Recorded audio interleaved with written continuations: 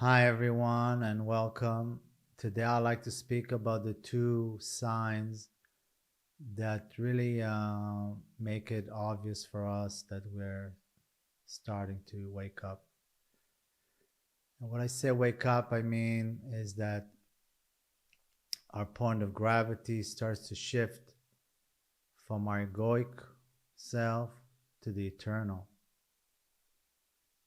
And this has direct consequences how we're living our lives because as I always say, life is a mirror that it shows us exactly where we are. We cannot really lie to ourselves. Life shows us exactly where we are. And something major like awakening is starting to happen, then it would show itself. Sometimes subtle, sometimes very subtle, that we have to pay attention, but it is there. If we pay the attention, we'll see that it's there. And yeah, the mind tends to think that awakening or enlightenment is something very bombastic on our senses, yeah, on our visuals. But it's not like that because it's not like an object that affects us. Yeah, it's a silent subject behind everything. Silent subject that has not manifested yet. So it's silent, it's still,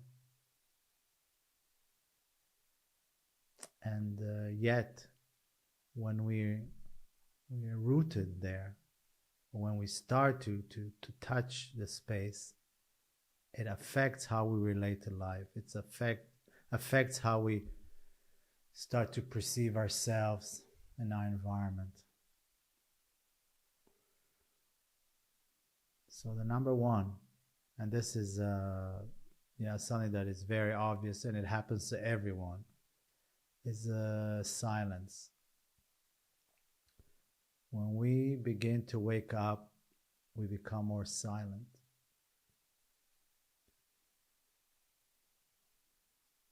We speak less, or less so-called edgy, nervous, irritated. There's a silence that is starting to kind of engulf us. Like a very, very soft silence that starts to take over our daily life. And we tend to seek silent places and less want to get involved in noisy environments.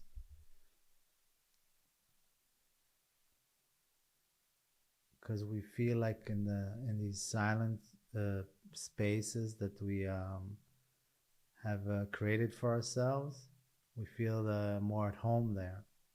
We feel that it resonates with who we truly are, with the space that we are just encountered. Yeah. So silence, and the quality of consciousness is silence and stillness.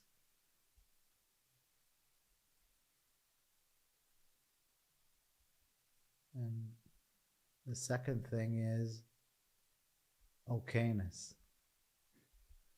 I love to say okayness because it sounds so simple and so mundane, but yeah, the mind cannot really comprehend how an okayness shows that you're at the door of something unbelievably magnificent. And okayness for no reason. You see, when we identify with the mind, we constantly seek for pleasure and we avoid discomfort or pain. So we're not always okay. We're okay when we find what we're looking for, what we thought will give us pleasure, what we believe gives us pleasure. But an okayness that has nothing to do with the environment, that is always there no matter where you are, no matter what's happening, you suddenly realize that actually everything is okay. This happens, that happens, but it's okay. There's a feeling of an okayness that whatever's happening in our daily living doesn't add anything to this okayness, and it's not taking anything away from this okayness that we starting to be rooted in, that's starting to take over us. Yeah. So it's living life. You start to see that you're living your daily living, but your satisfaction has nothing to do with whatever happening. Yeah. And nothing that is happening is so-called dissatisfying, taking something away from you, disappointing you, because there's always some unokayness. And I like to use the word okay, because that's what it's all about. It's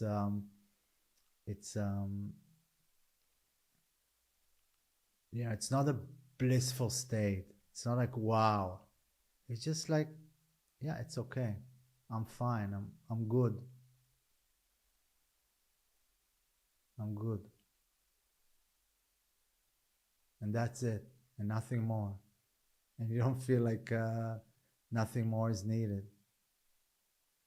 And suddenly there's a so-called a lack that your mind will interpret as a lack, and you're like, no, I'm good.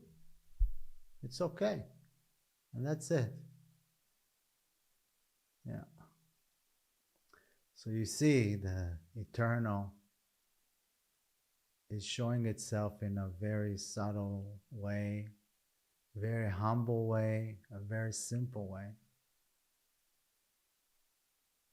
But it's the most powerful thing that can happen to a human being. Yeah, that's the thing.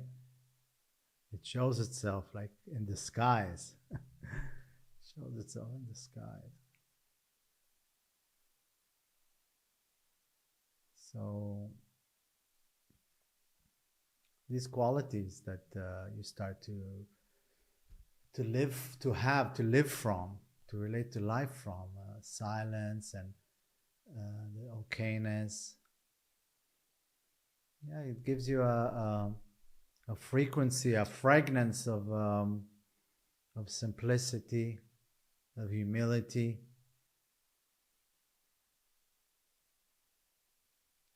And you cannot brag about it.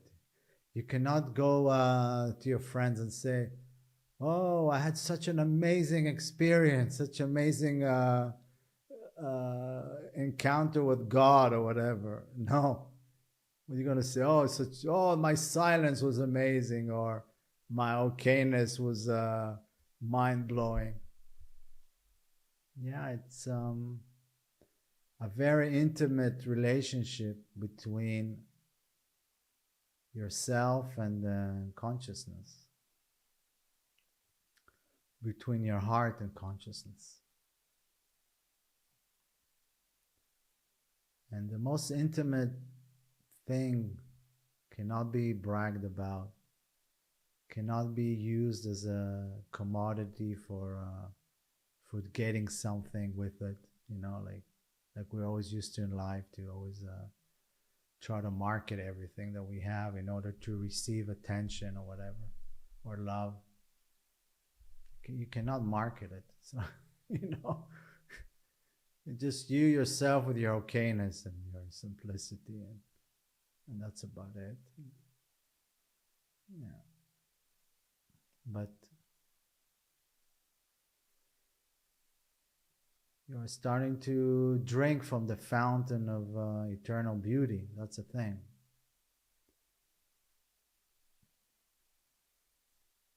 And when you do that, when you're there,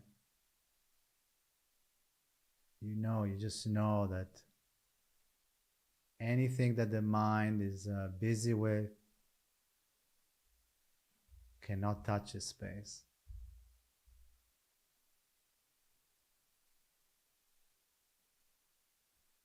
Anything that the mind is seeking is nothing compared to what you have been starting to find out, to truth that is beyond everything.